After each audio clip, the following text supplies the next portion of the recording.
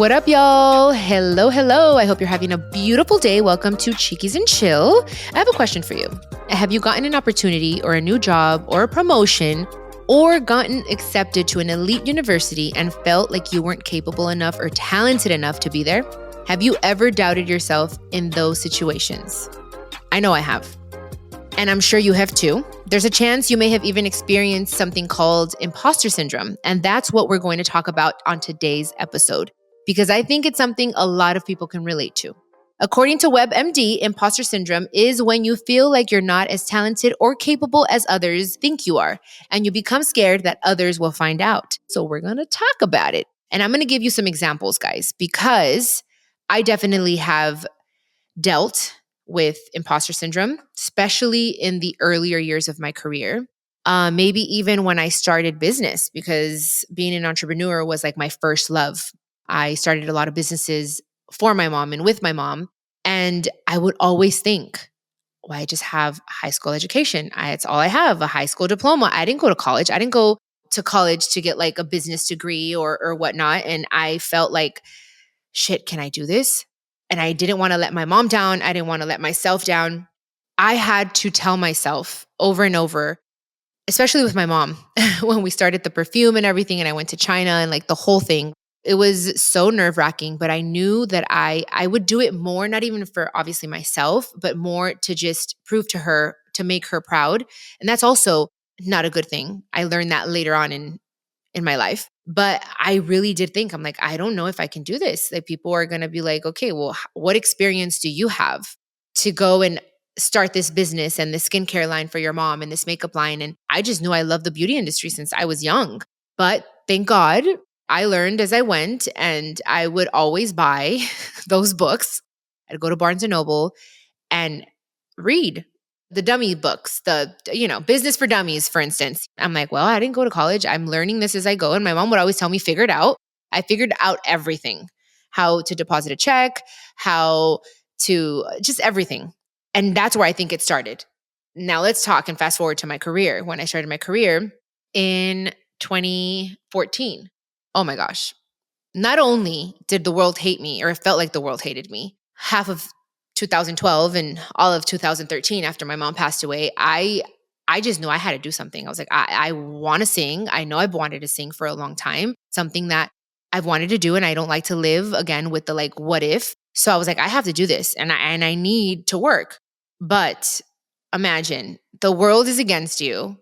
You're against yourself in some ways because you're upset at the world that it's like, oh my God, everything is going wrong and people are talking shit and like, I want to clear my name. And like, I was like, I'm going to do everything I have to do to clear my name. So that's when we wrote the book, Perdón, Forgiveness. If you haven't read it, go read it. It's my whole life story kind of.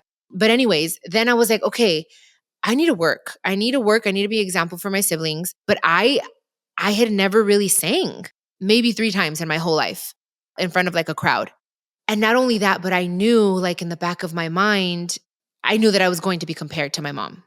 And that, I don't know. And so many opportunities opened up for me. I think in the beginning, because of course I am Jenny Rivera's daughter and people wanted to see what I could do, but there was a lot of criticism. I can look back and say, okay, I wasn't ready, but I know I had something. I knew about music, and I knew that I wanted to create it, and I had it in me. I just feel like a lot of the negative comments really just suppressed me. But even before that happened, this is where imposter syndrome comes in, where you think, oh, I'm not going to be as good as that person. Or, oh, damn, what if they find out like I really don't know anything? Like you start thinking all of these things, and it stops you in your tracks and it paralyzes your growth. And I had all of that. You can move past it because obviously I did. I was like, F this, I'm going to do it. I'm going to try it. I guess you could say I faked it till I made it. I don't really like that quote too much because I'm like, oh, I don't like, I'm not about that fake shit. But when I really think about it, I guess I had to. I guess I did because I was like, well, I know what I'm doing. And not only that, it doesn't help when people talk so much crap and like you read these things and then you start thinking them and you start criticizing yourself. And it really does, it suppresses you. It suppresses you. And if you allow that to happen more and more, you won't be able to reach your potential, your full potential. I think we can all definitely relate in one way or another But I think it does have to do with building confidence and confidence in your craft, confidence in your artistry, whatever it may be in your career. Knowledge is power. And I think the more I fed myself with knowledge, with performing more, with doing more in that space, I gained more confidence until like 2 years ago, guys, where I was like, F this, perdí el miedo. I keep saying that in all of my interviews. Like, I lost fear. I lost fear. I really lost the fear of, I don't care what people say. I know who I am. I like myself. I stopped wanting for everyone to like me. I was like, okay, it's fine. I love that people like me, and it's okay if people don't like me. It's part of it. And I think I just started wanting to grow in my craft and take my classes and wanting to get better, that I gained this confidence that I'm like, no matter what, I know that I'm meant to do this. I know that I'm meant to be here. So F the haters. I'm going to do my thing and I'm going to get better at it.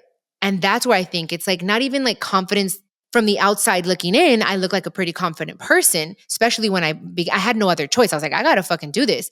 But then when I really started healing and feeding the internal side of my confidence and really like learning more and more about what I was doing, I felt more confident and I walked more confident into rooms. And not only with my career, like as far as singing, but also in business. It's like knowing what you're talking about, like really just diving into it. It just gives you a different type of confidence. So even if people are talking shit, it doesn't even phase you because you're like, I know what I'm talking about. I know what I'm doing. Like it changes everything. So definitely I do think that the imposter syndrome starts with feeling insecure. It's our insecurities. We all have them, especially because we're always so worried about what are people going to think? What are they going to say?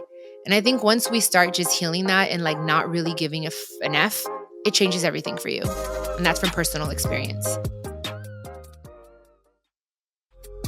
And if I can be honest, the way I'm always honest with you guys, I have said no to opportunities because I felt like I wasn't good enough or I felt like I didn't have it in me.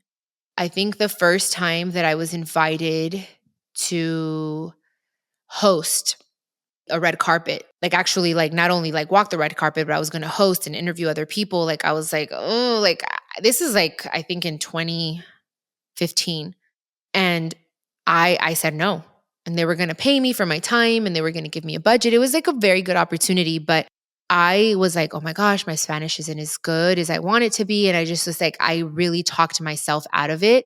And I don't necessarily regret that decision because it gave me some time to really say, okay, I really want to do it. And I was able to host like a whole freaking show. I was able to host PJs with two other people because I was like, I got to do this. Like I have to prove to myself that I can do this.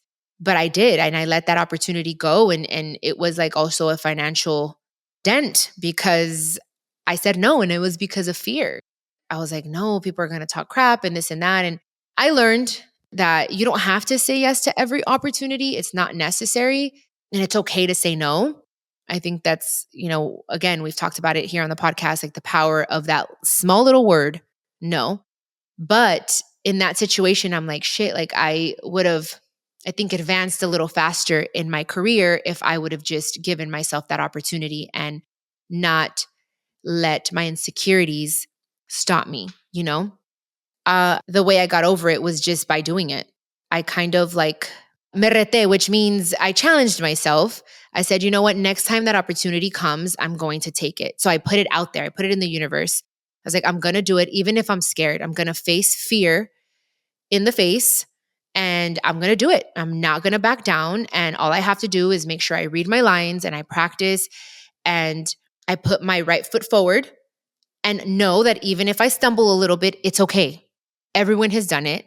And it's kind of like, yes, giving myself a pep talk and really just allowing myself to open that door, to not only open it, but to walk through it. And I have found myself a lot since then where I'm like, okay, if this opportunity feels right to me, then I'm going to have peace with it. If I don't have peace with it, then it's a no. But if I have peace with it and I'm going to say no just because out of fear, then I'm doing myself a disservice. So it does take some pep talk. It does take therapy.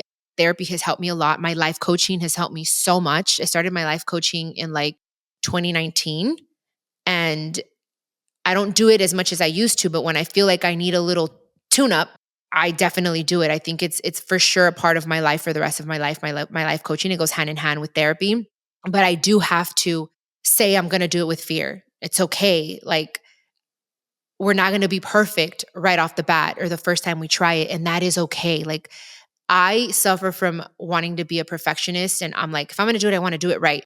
Yes, but I also have to give myself grace to say, okay, this is my first time doing something. I'm going to make some mistakes, and it's okay to ask questions. For a long time, I was like, I'm not ask questions. I'm not going to ask questions because it's going to make me look dumb. Like, I don't know what I'm talking about. Like, now I don't care. It could be anywhere. And I'll ask a question like, oh, I'm so sorry. I don't understand that. Can you repeat that? Like, it's okay to ask questions and to just be vulnerable enough to say, I don't know everything. That's part of learning, is asking questions and wanting to grow in whatever it is that you're working towards. Like, you have to ask questions. I think when you get to the point in your life where you're like, I know it all, I'm great, I this and that, like, then you stop yourself from growing, from like knowing more, because you feel like, oh, ya lo sé todo, I know it all. No, we don't. There's always room to grow. There's always room to improve. And being humble enough to accept that, it really just opens up your horizons. So that's what I did. I was like, next time this opportunity comes around, I'm not saying no, I'm going to freaking do it because I know this is what I want to do. And I'm not going to let fear stop me. And that's what we did, hey. And I feel like, honestly, I feel like this gets better. It definitely gets better with age. I I think it's knowing who you are, where you're going, what your intentions are in life, what change you want to make in life, how you want to help others. Like, it just all comes together, and it's part of maturing, a part of spiritually like maturing as well. That like that imposter syndrome goes away. Like, it just, you don't care. Like, you just become so like confident in who you are, that even if you make a mistake in what you do, you're fine because you love who you are. And this is one thing that my life coach told me. What I do is not who I am. It's like, it's not, sometimes people are like, they have this like fake confidence, which probably is what I had in the beginning of my career, where it's like you kind of like fluff yourself up. But in reality, when you're in your room by yourself, you're like, shit, like, did I do a good job? You start questioning yourself and you need people's approval and all this stuff. And like, with age, I feel like personally, and I did the work, I don't care. Like, I do it out of love. Everything that I'm doing, I do it out of love. I do it because I want to change people's lives. And I'm not perfect. And I'm okay with making mistakes because I know that my intentions are in the right place. I know that my heart is in the right place. And that just changed everything for me. Like, knowing my purpose, knowing like what I want to leave in this world has really, really just changed the game for me. But it comes with spiritual, mental, physical maturity, like experiences, and also being honest with yourself. I think being vulnerable with yourself, with others, gives you a lot of power, a lot of strength, a lot of confidence. You have to be able to like remove, like an onion, those layers of the fake funk, you know what I mean? Of fluffed up confidence. It's like really getting to the core of things that will really help strengthen your insecurities to overcome them.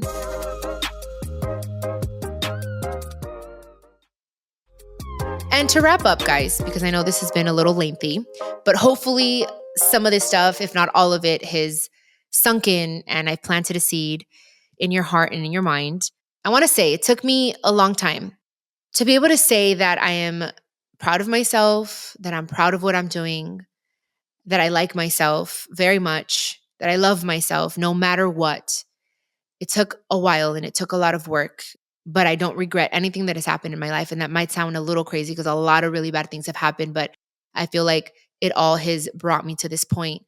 And I usually don't like to talk about the haters, but it is very much part of our life and it's the truth and it's what's happening, especially with social media and like people just feel so confident to just talk crap.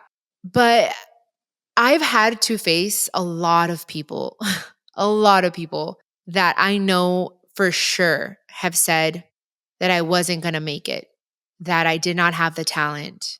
Even to the young Chiquis as well. I want to talk to her too. An ex-boyfriend that said, you're not going to make it without me. I was like, okay. And I'm not going to lie.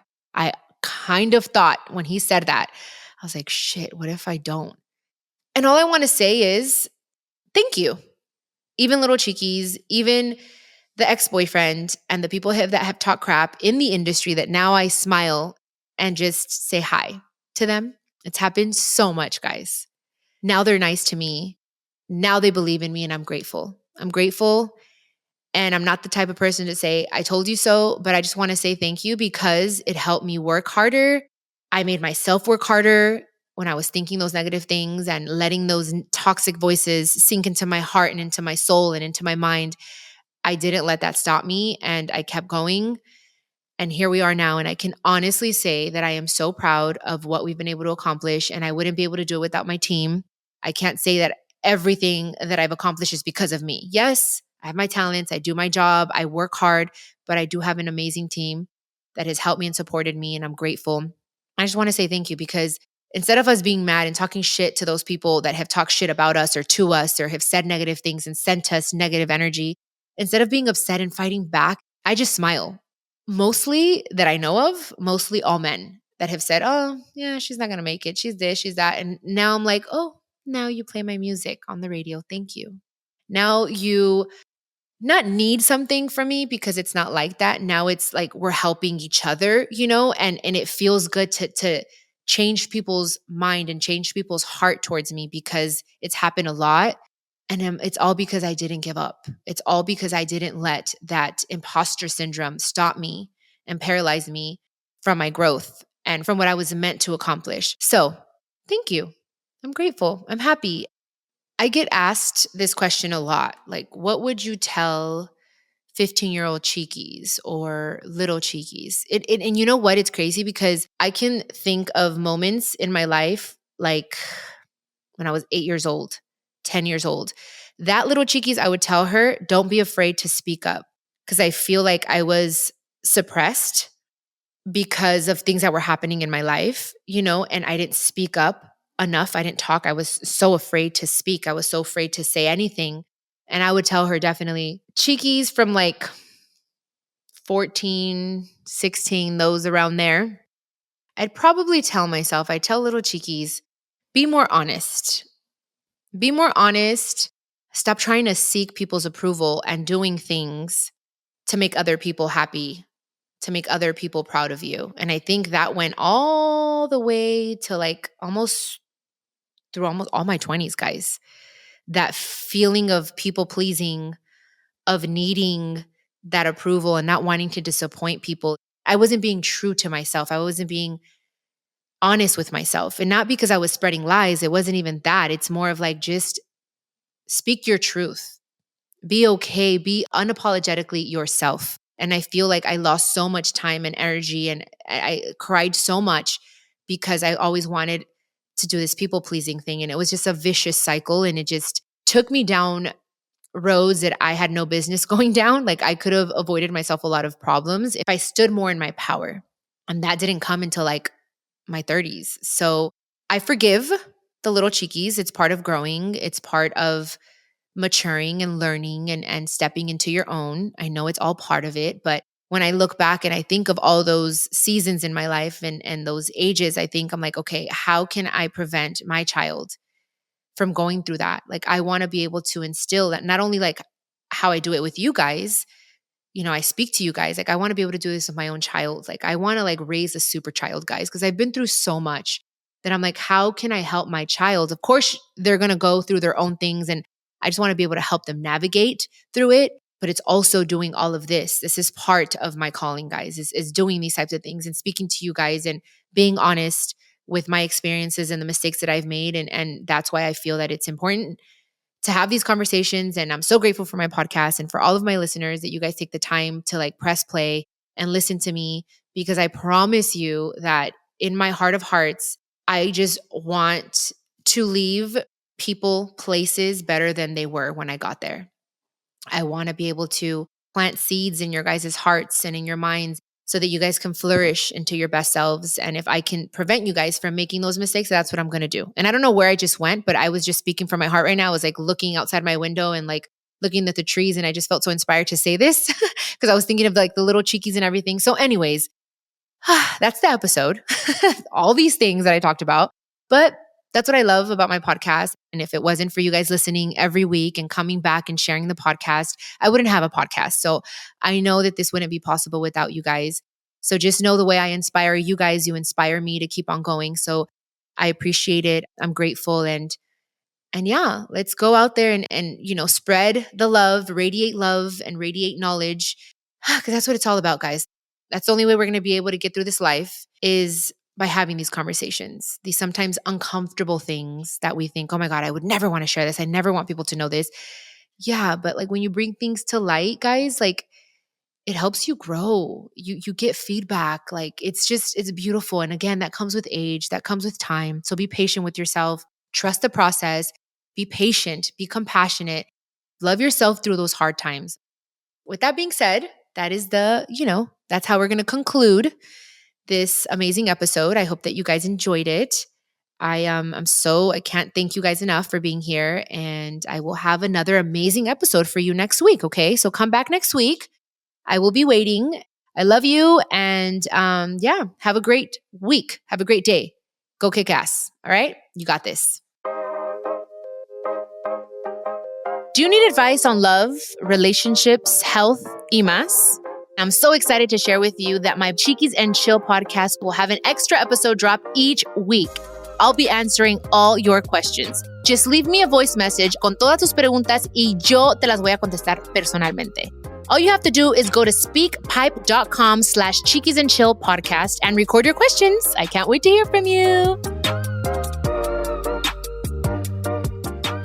This is a production of iHeartRadio and the My Cultura Podcast Network. Follow us on Instagram at My Cultura Podcast and follow me, Chiquis, that's CHIQUIS. For more podcasts from iHeart, visit the iHeartRadio app, Apple Podcasts, or wherever you listen to your favorite podcast.